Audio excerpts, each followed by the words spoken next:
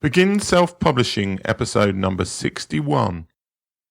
Self-Publishing in India with Amar Vyas. Interested in self-publishing but don't know where to start? Want to get your book onto Amazon? Want to hold your paperback book in your hands? Learn how on the Begin Self-Publishing podcast with your host, Tim Lewis.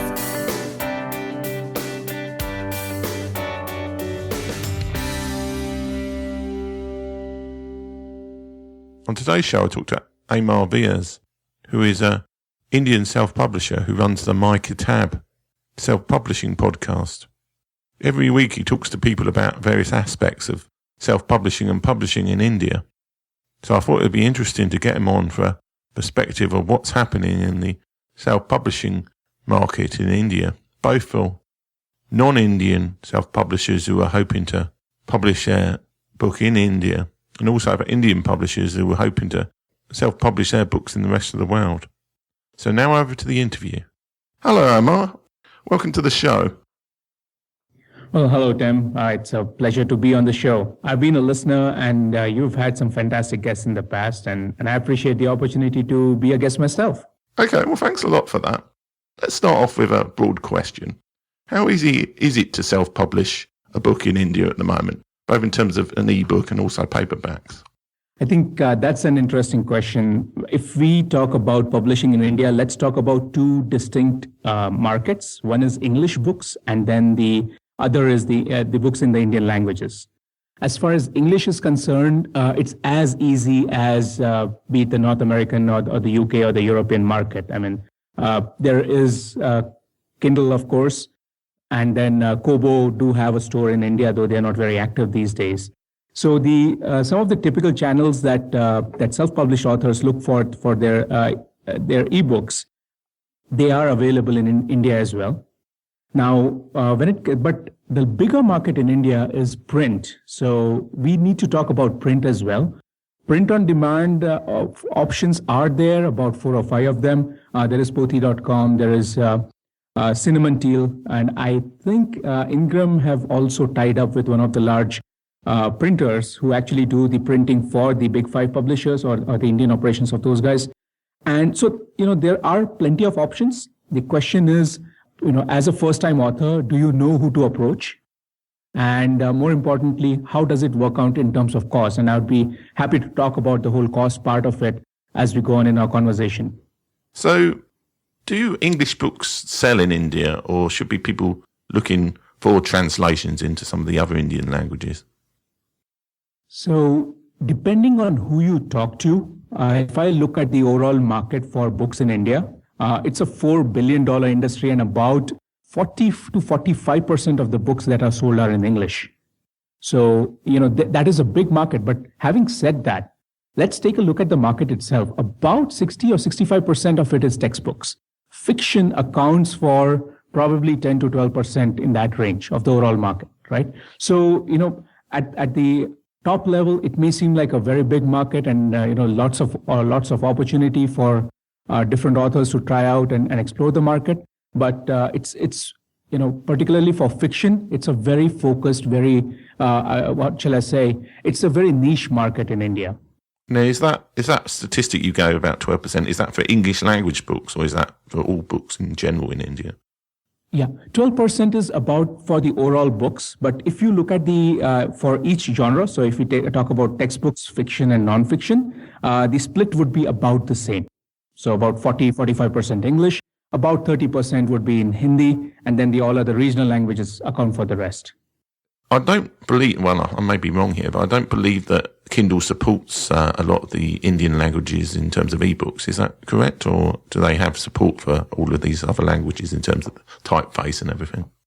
No, they don't. And that has been I think, ongoing discussion and a debate here as to what is preventing them from supporting multiple Indian languages.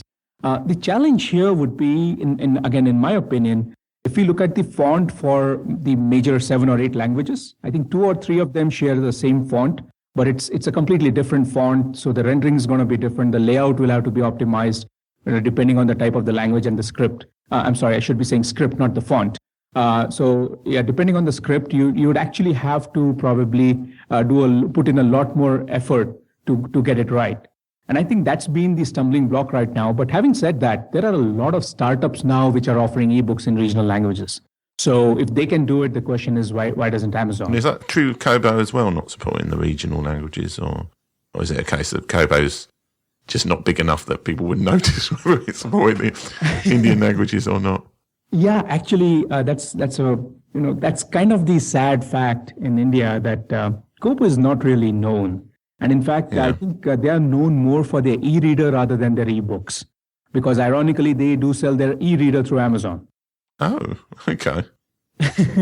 Or you'd find them at airport kiosks. Yeah. So the question is, who is Kobo? Are they a device maker / seller in India, or are they a content provider? And I think they did acquire the ebook business of Flipkart, which is a large, I think now the second largest online bookseller in India.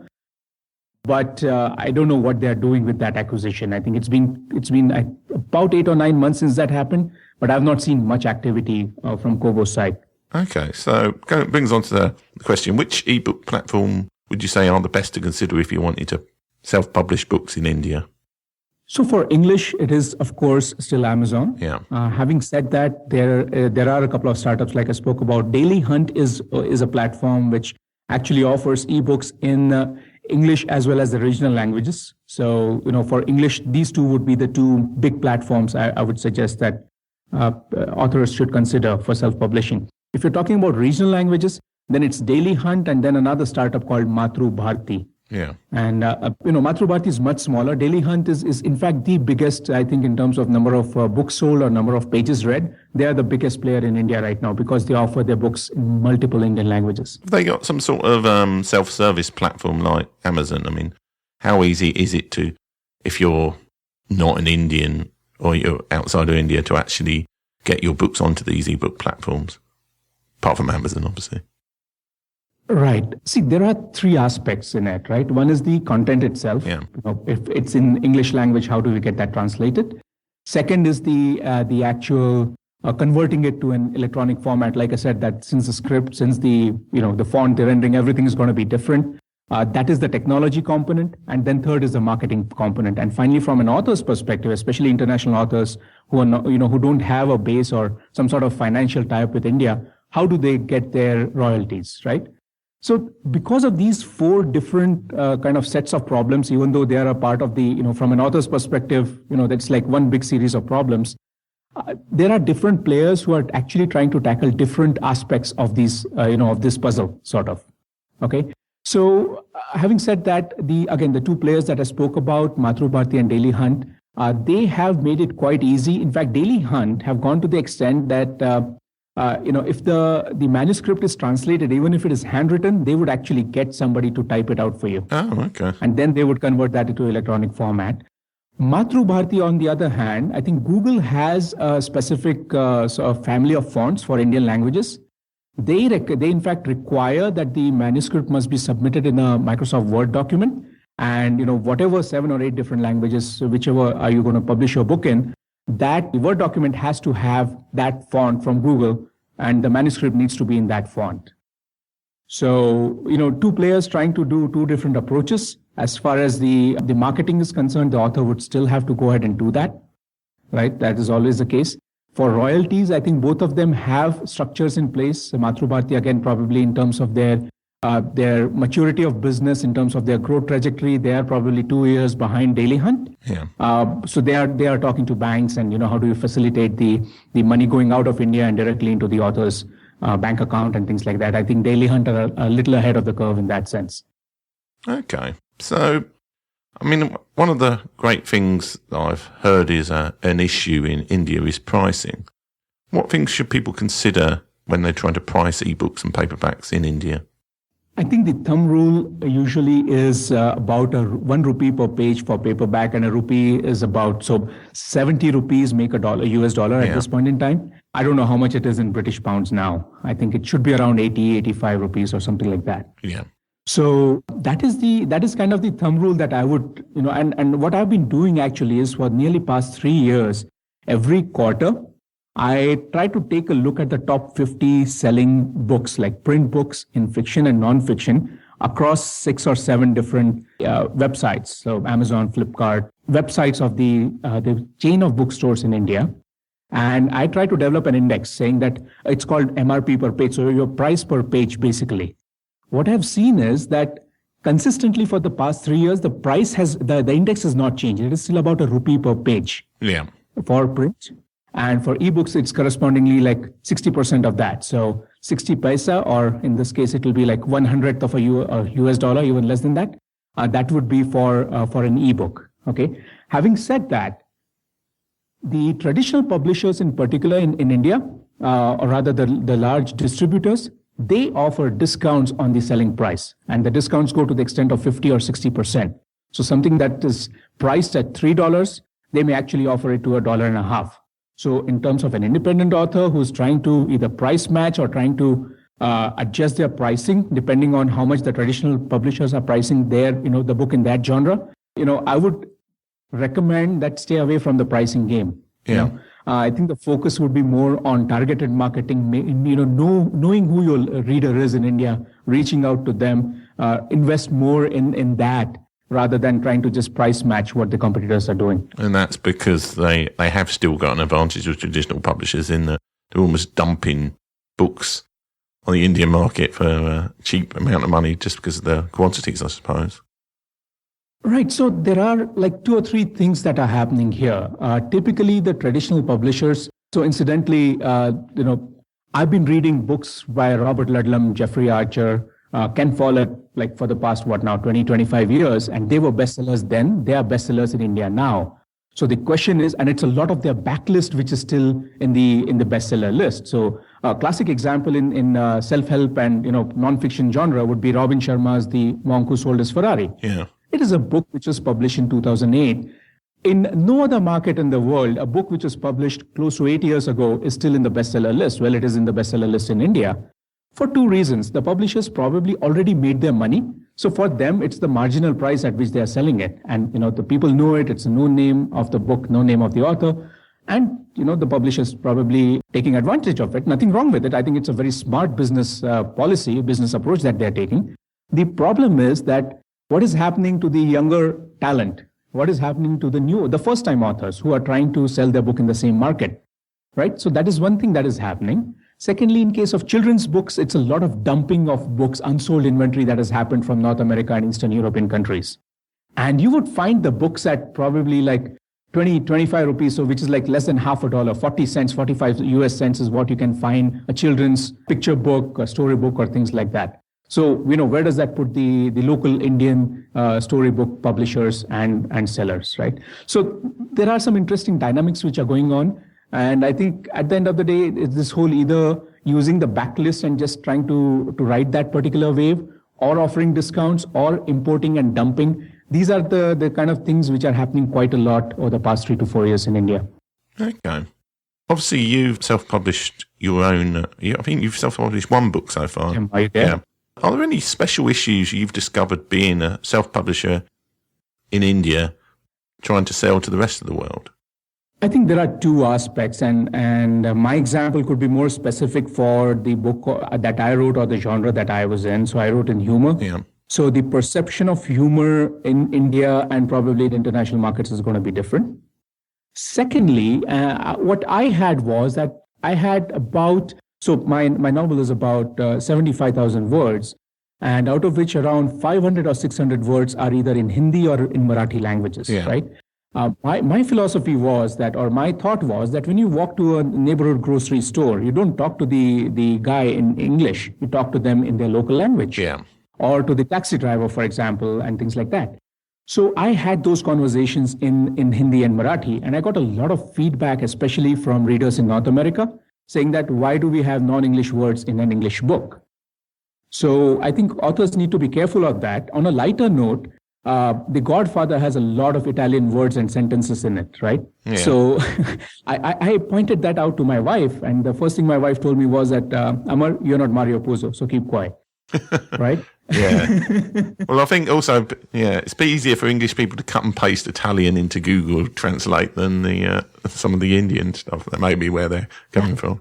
Yeah, that could also be it. So I think that is important. Second is the cover design itself. Yeah. If you make it as international as possible, I think that'll go a long way. So yeah, third would be the tone, right? The words that you use. I will revert back to you. It's a very typical Indian English, and 9 times out of 10, people would not even realize that grammatically it's not correct. Yeah.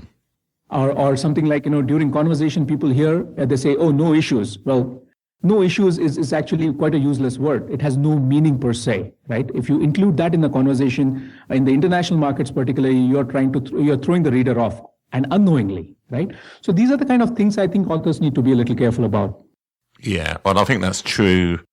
It's an issue with my books in that, do I write in English, or do I try go for American English? And even, if you listen to shows like Grammar Girl, and there are various Americanisms, regional American phrases, which a lot of the rest of the world will have no idea what they mean. So it's very, despite English being nominally one language, it actually varies significantly across the globe in what people say. So, that's one of the benefits, I suppose, of editing, in that it gives somebody else has to look at it to make sure if you may.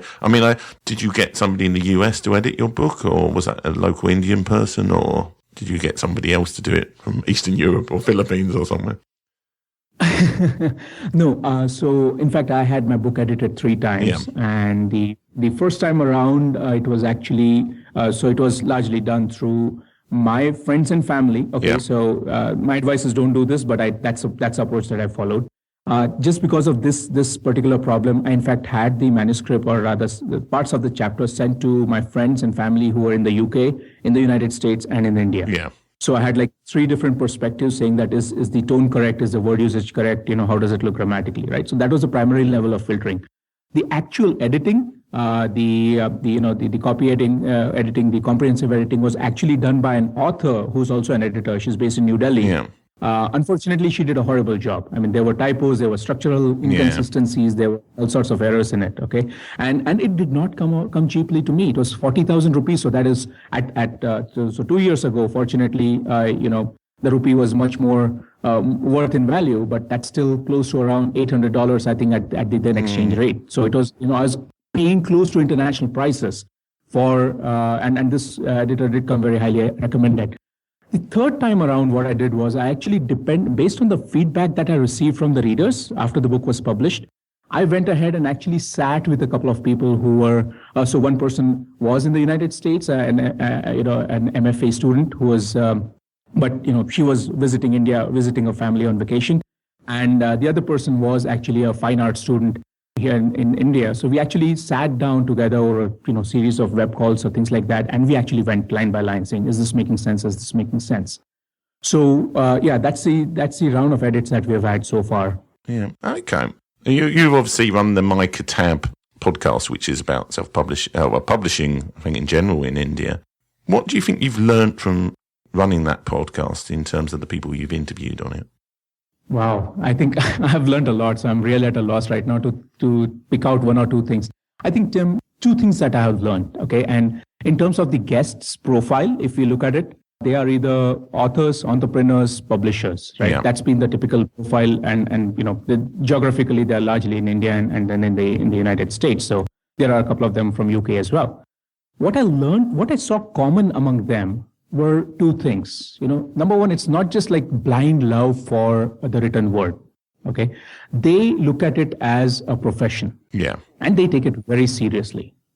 Right. So the author may be like a chief executive officer of a very large corporation. They may be working 16, 17 hours a day in the office. But when it comes to their writing, they spend equal amount of effort, maybe not the time. Right. And they do it with dedication, and they do it every day. Yeah. That's the one thing I learned. The second thing I learned was marketing. Whether you are, it's a 8,000 word novel, or if it's like a 10-volume series, you have to invest in marketing. Yeah. And it is not telling everyone, hey, buy my book, hey, buy my book. no matter what the platform, just try to get the word out there, and as subtly or as directly as the situation may be. This may be something that I'm just not aware of, but have there been any sort of big Indian self-publishing successes, as in an Indian author making it big who's self-published? Or I suppose even, would you say there have been any self-published authors anywhere globally in the world who've been successful in the Indian market that have come to mind from your podcast, or you just happen to know of? So if it's authors in India, typically, especially in fiction, if you see the top 10 or the top 20 authors, at some point in their career, and probably their first or the second book, they had self-published it in the past, and then the book got picked up by a traditional publisher. So, today, can I use the word a pure self-published author? I think the right term is hybrid author, right? Yeah.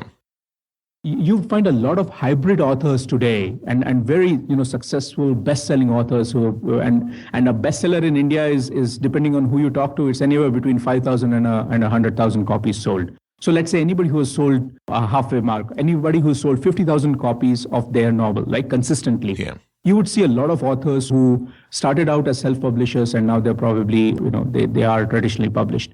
As far as international authors who have really sold a lot of copies in India, who are self-published, I don't have exact numbers, but I think there are 2 or 3 that come to mind. In fact, I think there's an author called Anna Ereshkigal. Yeah. She's actually going to be a guest on MyKitaab Podcast a couple of weeks later.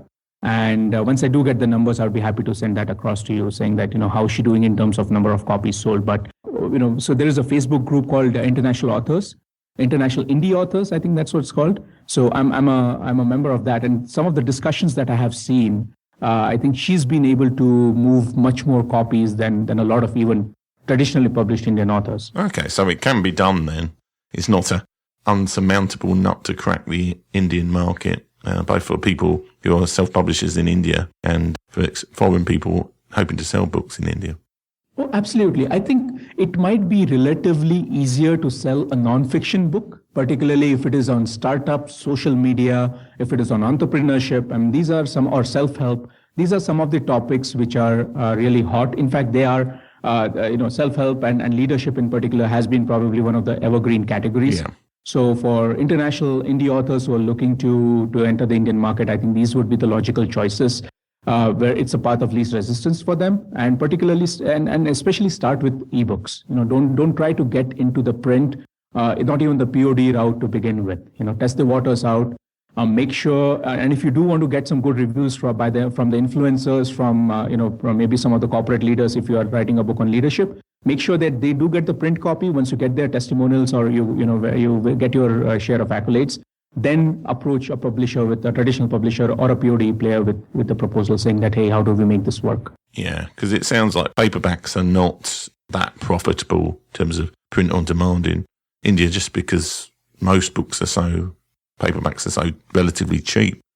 Yes, that is correct. And not too many hardbound copies get sold in India. Yeah. So there will be probably less than 0.5% of the total number of books. So that's just about run through all the questions I was planning to ask you. How can people find out about you and the MyKitaab podcast? Me, as an author, my website is amarvyas.in. So that's where you can find out about my writing. I've started blogging again recently. By recently, I mean I actually participated in the Pro Blogger 7-day challenge. It's a really great podcast, that, actually. So. Yeah. So amarvyas.in is where you would, if you'd like to know more about me as the author or the person. As far as MyKitaab Podcast is concerned, it's mykitab.in. So it's mykitab.in. And that's where you'd find, at this point in time, about 70 interviews. And, we have a pipeline of about 20 more. So we are getting very close to the 100-figure mark for the number of interviews. Isn't kitab the Indian word for book? Yes, it is. In fact, not just Indian. I think the origin was Arabic. Oh, okay. And so I think it's about 7 or 8 different languages. So the word means exactly the same thing. Kitab means a book in 7 or 8 different languages. So you could expand out to the Middle East if you wanted to. You got bored with the Indian market. Yeah, very true. Okay, well, it's been great to speak to you today, Amar. Thanks very much for coming on the show. Well, thank you so much. Had a great conversation, and I hope that your listeners got some information which would be useful to them. Thanks for listening. If you enjoyed today's show, please stop by iTunes and rate and leave a review. This helps make the show more visible. For free resources, show notes, and other helpful content, join the community at beginselfpublishing.com.